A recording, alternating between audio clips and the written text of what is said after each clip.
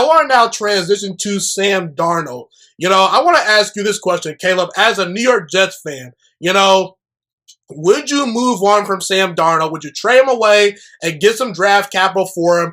Or would you stick with Sam Darnold and use the number 2 overall pick to maybe draft a wide receiver, maybe draft an offensive tackle, maybe improve the defense, maybe trade down or whatnot? Personally, I'm not the biggest Sam Darnold fan. In the past, I've said that he was very overrated coming out of USC. I thought the pick was a good pick when the Jets actually made the pick, but I did not think Darnold was as good as most people thought that he was. People said that he was a generational talent. I personally didn't see it, but I thought that he could become a very good, solid starting quarterback. But ultimately, I think that you got to move on from Sam Darnold. I've gone into details about this in previous episodes on the show. I will get to my reasons as to why I believe so, kind of after you give your little soliloquy. So, what do you do if you're the Jets general manager?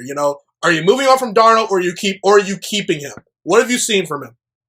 Well, that's the one thing that hurts about not having the first overall pick this year and not being able to draft Trevor Lawrence. If we would have gotten the first overall pick, the decision would be so much easier to make.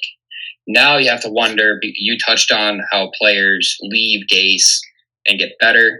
So it's like, all right, will Darnold get better?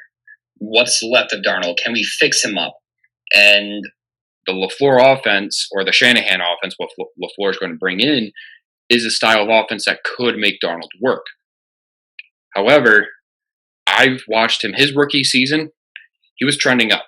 Against the Packers, he went toe-to-toe with Aaron Rodgers in that game. And the end of his rookie season, he was playing good. And it's like, all right, we might have a legitimate quarterback on our hands. Since Adam Gase came in, he just kept plummeting. And this past season, he was the worst statistical quarterback in the NFL. His completion percentage is just awful. His decision-making is not right. His footwork is terrible. That comes with not having a quarterback coach. And his reads, he got to a point where if you look at the latter half of the season for him, it's like, all right, he cut down the turnovers. He wasn't pushing the ball downfield. He barely hit 150 yards passing in most of his games. It was a lot of checkdowns. He just didn't trust himself. He's got to fix it up here. And I think it's best for him to go somewhere else. And I love the Sam Darnold pick from the beginning. When they made the pick, I'm like, all right, I think we got something here. I was very excited about Darnold. But watching him play especially this past season, and seeing how he was from a clean pocket too. From a clean pocket, only 2 quarterbacks had worse completion percentages than Darnold. Trubisky and Wentz. That's not good. From a clean pocket, you're supposed to be more accurate, not less. And Darnold, he's best at when it's like backyard football. And he just moves around and makes plays like that. And he makes 1 or 2 of those a game where it's like, all right, he's got something. And then he makes more plays that are like, I don't know. I think his ceiling right now might be mid-tier Jimmy Garoppolo. And that's like, it could win you a couple games if he gets it fixed, but it's not a franchise saver. And when you have the number 2 overall pick, it's a hopefully rare opportunity to take someone that you think is a generation, or maybe not generational talent, but a good quarterback. You hope to never pick that high again. And if you roll with Darnold this year, that's a huge risk. I almost think that's riskier than taking a quarterback at 2. Because you'd have to pick up his 5th-year option. You'd end up more than likely picking up his 5th-year option, which is $25 million. So you're taking on that hit. And then say he wins a couple. Salah, I believe he's going to be able to win a couple games just because the schedule will be a little easier. Last year's schedule was brutal. Just absolutely brutal. And I think the Jets will be able to win a couple games because Salah will put him in places to succeed along with LaFleur on the offense. But then come the show that Darnold's not the right guy.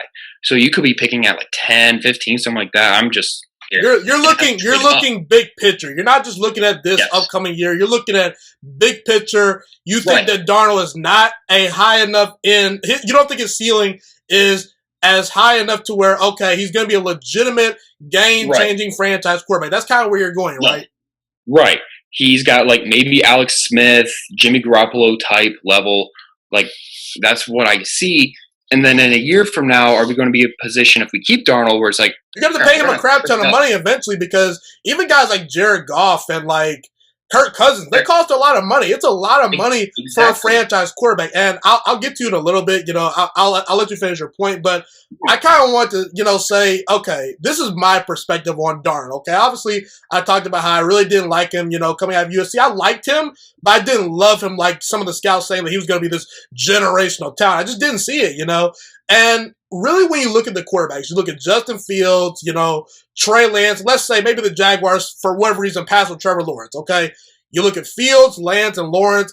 I'm not the biggest Zach Wilson fan. I think that you're a pretty big Zach Wilson fan. But let's just, focus on some of these quarterbacks, I truly think that Justin Fields, Trevor Lawrence, and Trey Lance, those three guys, they have a higher upside than Sam Darnold. So when you're looking at if you should move on from Sam Darnold, you're not going to move on from Sam Darnold if you think the next guy has a lower ceiling. That will be a dumb decision. I think that Fields, Lance, and Lawrence have bigger arms and they're better athletes. And you look at Darnold, I just don't see the trait that says, wow. You look at Aaron Rodgers, Joe Burrow, Drew Brees, special accuracy. You look at Lamar Jackson, Russell Wilson, Kyler Murray, Deshaun Watson, special athletic traits. They can move around. They're playmakers. You look at Mahomes, Big Ben. You look at Stafford. You look at Josh Allen. You look at Herbert. Rockets for arms. I don't see Darnold having a rocket arm. I just don't. You look at Baker Mayfield. He has that charisma about him. There's something about him.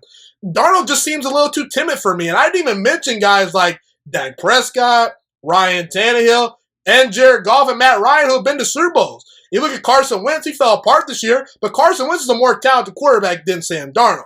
You look at Derek Carr, he had a great year this past year. Obviously didn't win a whole lot of games, but that was mainly on the Raiders' defense. So I named you roughly 18 to 19 quarterbacks that either are better than Darnold right now or have shown in the past they can be better than Darnold, okay? So once you get past the 16 to 18 range, I think there's about 16 to 18 franchise quarterbacks that I can say year in and year out, they give me a good chance to win a whole lot of games. I can sell jerseys and whatnot. Darnold, I don't think he meets the criteria. I think that he just doesn't have that ceiling, and he's reckless at times. He's not all that accurate at times. He makes poor decisions. And you talked about his accuracy from a clean pocket. It's awful. People kind of look at, when a quarterback's in a bad situation, they just blame everything on the bad situation. They blame the missed wide open throws because he's being coached by Adam Gase. Yes, being coached by Adam Gase and not having great weapons, not having a great offensive line definitely is not helping your quarterback. But if you're missing open wide receivers and making dumb decisions and just turning the football over and making, bad reads that are inexcusable, that are rookie mistakes, that's where I say, okay, it's just time to move on. And you may never be in another situation where you could right the wrong. I'm not saying Darnold's a bad quarterback. If Sam Darnold goes to maybe the Colts or another team, he could be a solid starting quarterback that can win games. But I don't think he's a long-term franchise quarterback. I just don't. I think the risk is too high, to say, okay, we're going to bank on Darnold for another year. It's really tempting for me to say, okay, by the way, I'm not a Jets fan for you people out there. I'm not. It's really tempting for me to say, man, draft Devontae Smith to pair with Denzel Mims because that's scary, okay, if they reach their full potential. Or, draft a Penei Sewell. But look, Penei Sewell, Devontae Smith, if you don't have a legitimate franchise quarterback to go toe-to-toe with the Patrick Mahomes of the world, it's not going to matter. So that's where I'm at. Do you think that my criticism is fair? Absolutely. And I think in this league, if you don't have a top 15 quarterback, then you're at least wondering then you have question marks at quarterback. You want a guy that's in the top half of the league. Darnold isn't. And if you think any of these guys that could be there too, either are currently better than Darnold or in 3 years could project to be better than Darnold, you move on from Darnold and go with a cheaper option now and build around that. And the thing that really proved to me that it's not all Gase and some of it was Darnold. Joe Flacco started games, was in the same situation as Sam Darnold, and I get Flacco's a seasoned veteran. But Darnold was a number 3 overall pick? Yes. Joe Flacco played much better. He played much better with the same weapons, same offensive line, same head coach calling plays. So seeing that was really like man, Darnold just isn't it. And you touched on some quarterbacks in the draft. I am high on Zach Wilson. I liked his mobility in the pocket. He makes a lot of NFL type throws where it's like laser point. And with the LaFleur offense, it's like he's built for this type of offense. The way his skill set is, I would be perfectly fine if we took Justin Fields, though. I think he'd be a bit of a project. He seems to have a timing issue where he holds onto the ball too long. He gets into trouble by making decisions when he's down and needs to play hero. But he's got his arm. He's got the physical tools. He may not hit the ground running right away, but you look at his physical tools and you say, Justin Fields, he projects to be better than Sam Darnold. Thank you so much for watching this video today. Please also note that the Juiciest Sports Podcast is not just a YouTube channel. It is available on all podcasting platforms, including Spotify, Google Podcasts, iTunes, and Apple Podcasts. Also, if you enjoyed this video, be sure to like, comment, subscribe, and share this content with all your friends. This podcast is my favorite thing in the entire world right now. It is my passion. And I want more people to listen to this podcast. I really want this podcast to grow. Also, a fun fact about me is that I want to go into the sports broadcasting and media world once I graduate from the University of Toledo, a college in Northern Ohio. I am looking to become one of the next great sports broadcasters and analysts out in the world.